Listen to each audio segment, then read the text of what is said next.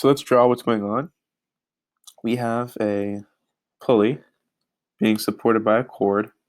We're going to say that this cord exhibits a force sub C, and then on one side we have force tension of 1. Rather, we can simply say force tension because these magnitudes are equal, and then here it's force tension. So let's draw. We have a mass of 2, and then we have force due to gravity, and then here will be force tension. You have mass sub 1, force of gravity, and then again force tension. So the magnitude of force tension here are going to be the same. We can define some variables. We can say that mass sub 1 equals 3.2 kilograms, and then we can say mass sub 2 equals 1.2 kilograms. And then at this point, we should use the sum of forces in the y direction for each of the mass 1 and mass 2. So we can say that the force tension minus m sub 1 g is going to be equal to m sub 1 a sub 1. We know that force tension minus m sub 2 g is going to equal to m sub 2 a sub 2. Now, one thing we know, first of all, we also know that F sub C is simply equal to 2 times F sub T, 2 times the force of tension. And then we can further say that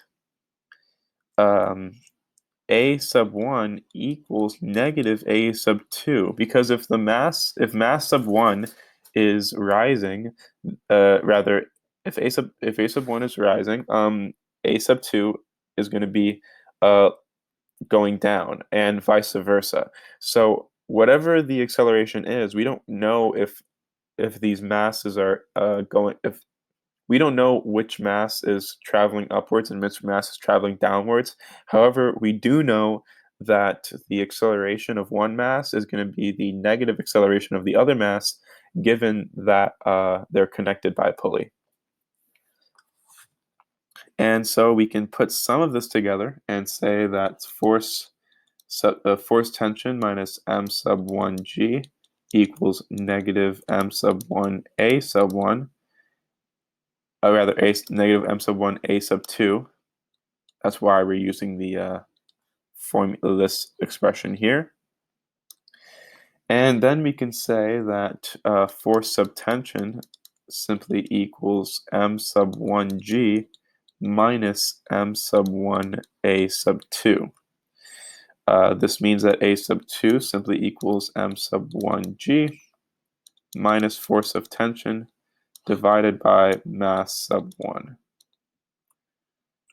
Now, we can say that force tension minus m sub 2g is going to be equal to m sub 2 a sub 2, and then we can plug in for a sub 2. So we can say m sub 2, and then m sub 1 g minus force of tension divided by m sub 1, and we have that force tension is going to be equal to 2 times m sub 1 m sub 2 g, so after algebraic manipulation, and then divided by m sub 1 plus m sub 2.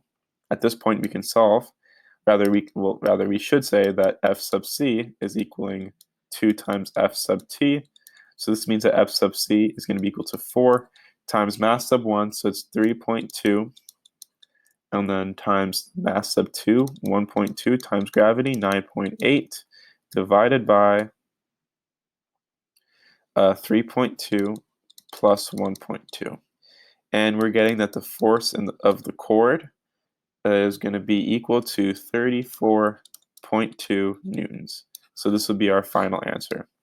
That is the end of the solution. Thank you for watching.